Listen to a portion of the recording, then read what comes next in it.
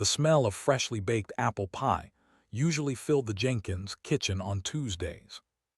Sarah loved Tuesdays. But on April 17, 1993, the pie sat untouched. The kitchen window stood open. A gentle breeze rustled the floral curtains. Everyone knew Sarah. She had just turned 18. Graduation was weeks away. A college scholarship waited. She lived in a small town, Havenwood, a place where everyone left their doors unlocked, a place where nothing bad ever happened. Until Sarah vanished. Her mother saw her leave. An afternoon shift at the diner. "Be home by 10, sweetie." That was the last time. 10 o'clock came. The phone stayed silent. Her father checked her bedroom. Bed neatly made. Nothing out of place. Just an empty house. A growing dread. The neighbors joined the search. Flashlights cut through the cool spring night. Whispers turned to shouts. Sarah, the police arrived. Sirens pierced the stillness. Officers fanned out. Grid searches began. K9 units barked into the woods. No forced entry. No signs of struggle. Her car sat in the driveway. Keys on the kitchen counter. Her purse by the door. It was as if she'd simply evaporated. A perfect life meticulously built, suddenly erased. Havenwood stopped breathing. The fear spread like wildfire. Who could disappear like that? Days blurred into weeks. The initial shock hardened into a sickening disbelief. Every face in town held the same question. Where was Sarah Jenkins? Posters went up. Her smiling face, frozen in time, stared out from lampposts. Local news broadcasts. A relentless plea. A desperate hope. But the silence was absolute. No ransom notes.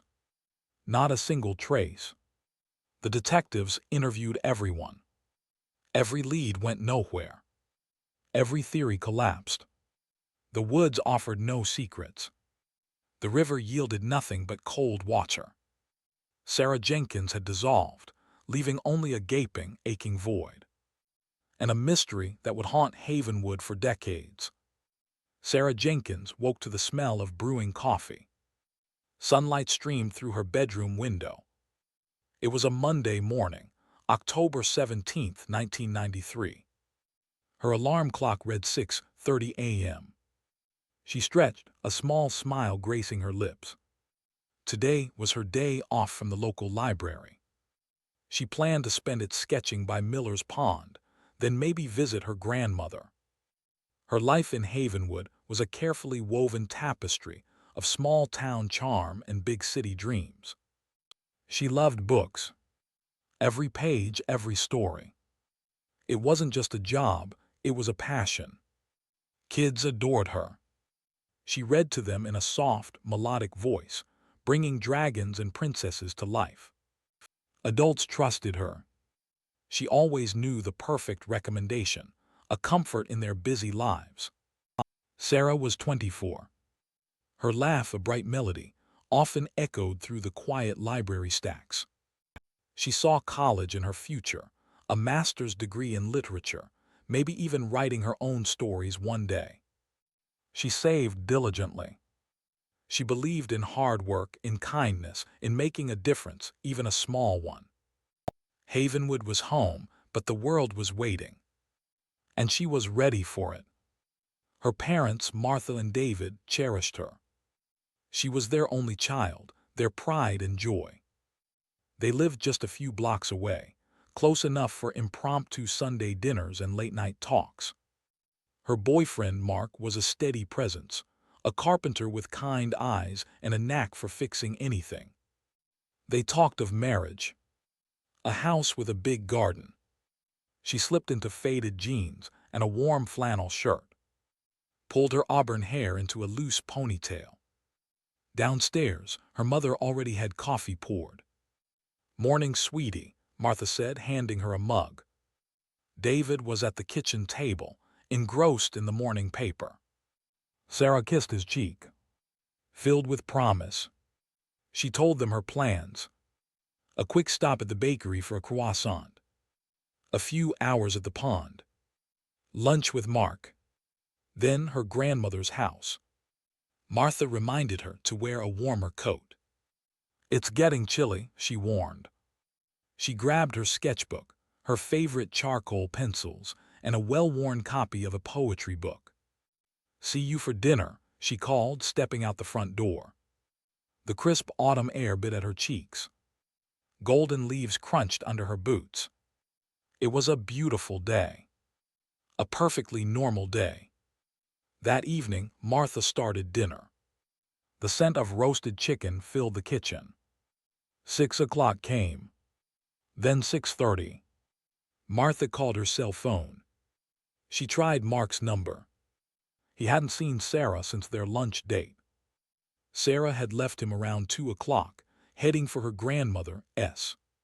"She's probably just running late," David said, trying to sound calm. But his brow furrowed. Sarah was never late. Not without calling. Martha's heart hammered. She called Sarah's grandmother. "No, dear, I haven't seen Sarah today." The words were a cold current through the phone line. Panic began to bloom. A tight knot in Martha's stomach. They drove to the library. They drove to Miller's Pond. The sunset painted the water in hues of orange and purple. No sign of her car. His voice was strained. He'd driven the routes she usually took. Checked her favorite spots. The silence of an empty house. An unanswered phone. A road with no traffic. David made the call. The Havenwood Sheriff's Department. Officer Miller, a family friend, answered. "She just vanished," David choked out. His voice was breaking. Martha stood beside him, clutching her hands, knuckles white. The police arrived quickly. They asked questions. Routine questions. Questions with no answers. They searched the house. Her bed was made. Her toothbrush in its holder. A half-finished cup of tea sat on her nightstand. A life neatly paused. But she was gone. The night stretched on. Hours crawled by. The initial flurry of activity faded into a grim vigil. Neighbors gathered. Friends offered help. But there was nothing to do. No forced entry. Just the vacant space where Sarah should have been. The morning light crept over Havenwood, revealing a town cloaked in dread. Sarah Jenkins had simply disappeared, as if the crisp autumn air had swallowed her whole. A vibrant life, extinguished without a trace. The silence was deafening. The mystery immediate. And absolutely chilling. Her life a vibrant tapestry of joy. A radiant smile that lit up any room. Bright, intelligent eyes. She was just 28. A rising star in the architectural firm. Engaged to Mark, her college sweetheart. Their wedding set for next spring. A charming bungalow on Willow Creek Lane, soon to be filled with the echoes of their future. Everything promised a perfect, storybook existence. Then October 17th arrived. That evening, a crisp autumn chill bit the air. Sarah had taken Daisy, her golden retriever, for their usual walk. A familiar routine. A comforting ritual. But this time, Daisy returned alone. Her tail tucked low. Nuzzling Mark's hand, the empty leash still clipped to her collar. Mark found Sarah's purse on the kitchen counter.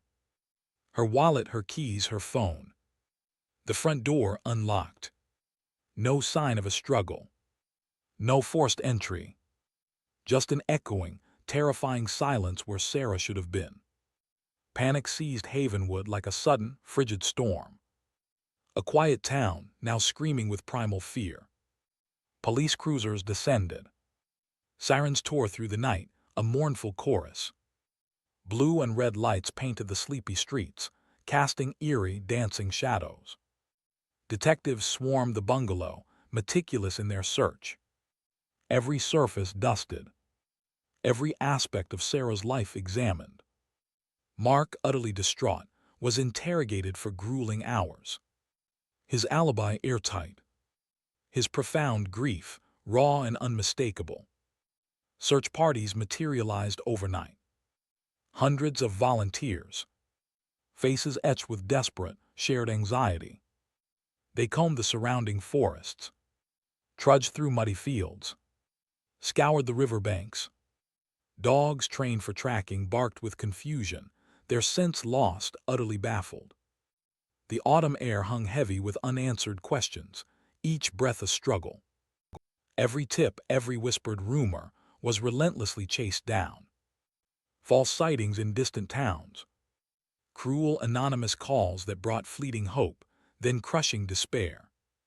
Each one a fresh spike in the heart of Sarah's family. Hope, a fragile flame, flickered erratically. Then slowly, agonizingly, it began its permanent dimming. Weeks blurred into months. The initial flurry of activity subsided. The stark yellow police tape, once a looming barrier, was eventually removed. The constant presence of patrol cars vanished. Havenwood tried to resume its broken rhythm, but a pervasive, chilling shadow remained. Sarah's face, once vibrant, now haunted every fading missing person poster, every local news report.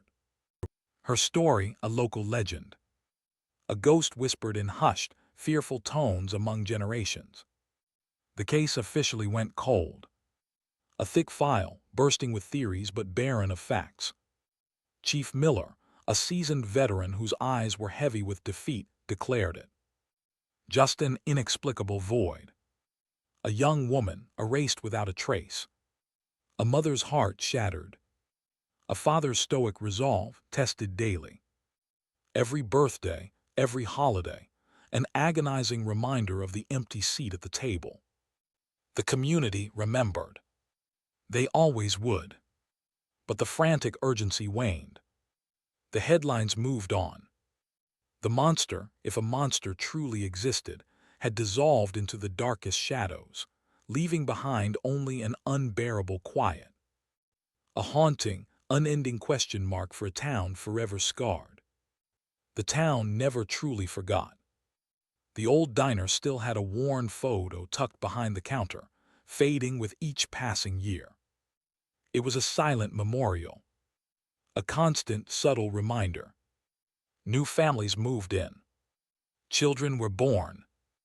They played in sun-drenched parks, oblivious to the chill that lingered in certain corners. But some stories, they clung to the very air. They seeped into the foundations of old houses. Don't go near the Miller place after dark, mothers would warn, hushed. You hear things. The Miller house. It stood empty for years. A mausoleum of memory. Its windows dark like hollow eyes staring out. Overgrown hedges clawed at the walls. A rusted swing set in the backyard, creaking even in a gentle breeze. Kids dared each other to touch the fence, to whisper her asterisk name. Her name became a cautionary tale. A ghost story passed down, hushed and hurried, around campfires and sleepovers. She just vanished, they'd say, their voices dropping to a whisper. Into thin air from her home, the specific searches, press conferences, clippings. What remained was the chilling, stark fact, a girl gone. Without a trace. From a house that held no answers. For the Miller family, the silence was a constant scream. Every sunrise brought the same crushing weight. Every sunset the same hollow ache. The empty seat at the dinner table was never filled. Emily's room remained a shrine. Her favorite worn teddy bear on the pillow. Books stacked neatly on the nightstand. A dress chosen for a long-ago party still hung in the closet waiting. Her mother, Alina, aged not in years but in grief. Her eyes, once sparkling, now held a permanent shadow.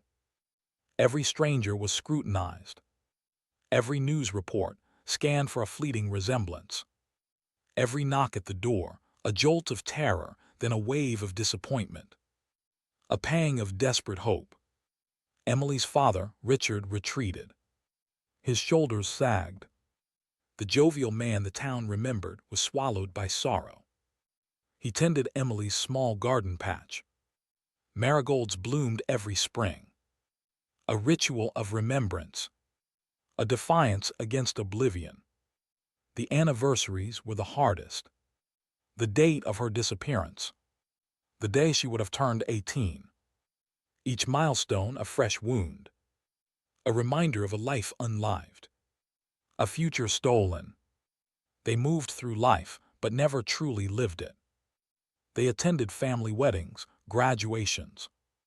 But a part of them was always missing. Laughter unheard.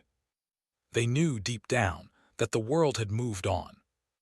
The town had forgotten the details, if not the legend. The police force had rotated. New detectives, fresh eyes. But the file gathered dust. The case sat, a lead weight in a locked cabinet. That clinical term. It felt like a betrayal. To them, it was a burning inferno, still raging. A constant torment. A gaping void that 30 years of silence had only deepened. They learned to live with the unanswered question. But they never accepted it. Not for a single, agonizing day. The hope, a fragile, persistent ember, refused to die. A silent, desperate prayer that someday, somehow, the silence would finally break. The truth would surface. Emily would find her way home, even if only in the stories told by the living. The town whispered its ghost story. The Miller family lived their own. A tragedy played on repeat, generation after generation. The basement of the Miller house, the focus of early searches, now just part of the local lore. A place shrouded in shadows and secrets.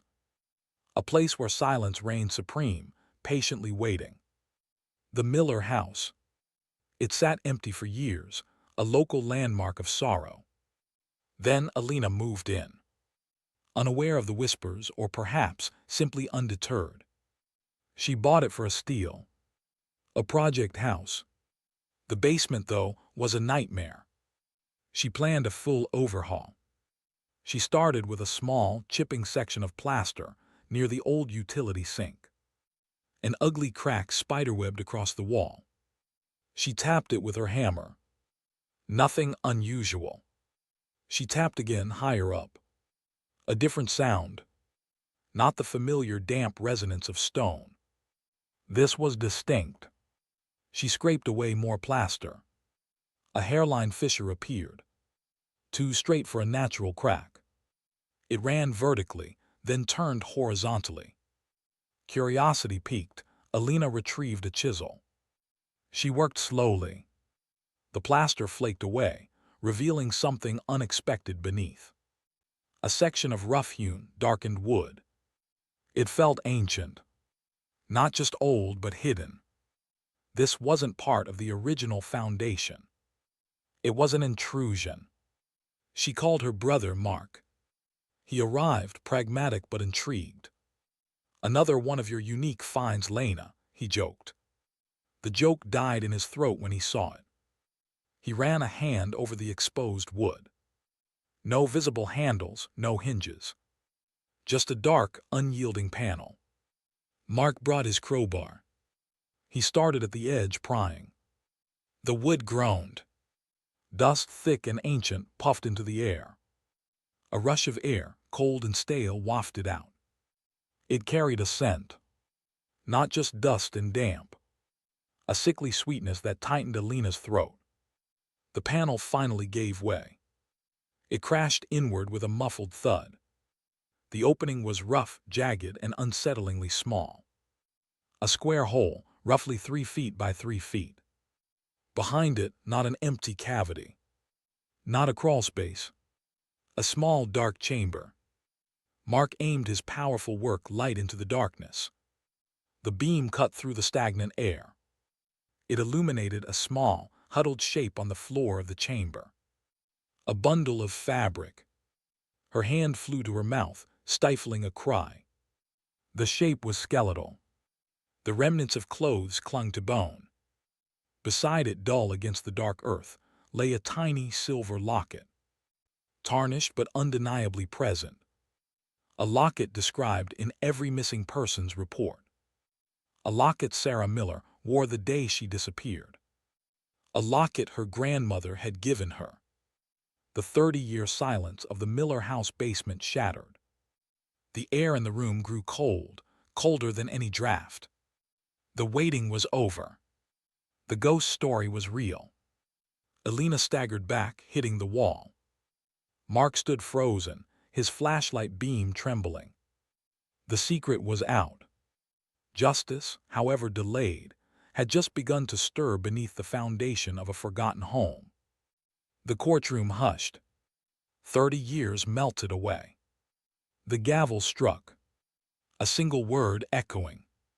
For the victim's family, it wasn't a roar of triumph, but a quiet, fragile whisper of release. Sarah's mother, her face etched with grief, finally closed her eyes. A tear traced a path. Something heavier. The weight of not knowing lifted, replaced by the crushing truth. The community reeled. The killer, a man they had known, shared coffee with. A ghost among them. For years he walked free, carrying his monstrous secret. A shadow in plain sight. Every smile, every casual conversation, now a sickening betrayal. The very fabric of their small town frayed. Who truly knows anyone? What darkness lurks behind familiar eyes? The basement held more than bones. It held silence. It held the corrosive power of an unpunished wrong. For 3 decades, that wrong festered. Not just under floorboards, but in the collective psyche of a town. The DNA wasn't just science. A whisper from the past, finally breaking through. Truth, however buried, however old, rarely stays hidden. Justice, finally served, felt hollow. Can 30 years of stolen life truly be repaid? Can a family truly heal from such prolonged agony? The killer was behind bars. But questions lingered. A chilling thought resonated. How many other secrets lie buried? Waiting for a future breakthrough. Waiting for their own shocking reveal. What lies hidden in our own shadows? And what price do we pay when secrets fester? What do you think? Does time truly heal all wounds, or does it merely bury them deeper, only for them to resurface with greater force? Share your thoughts below.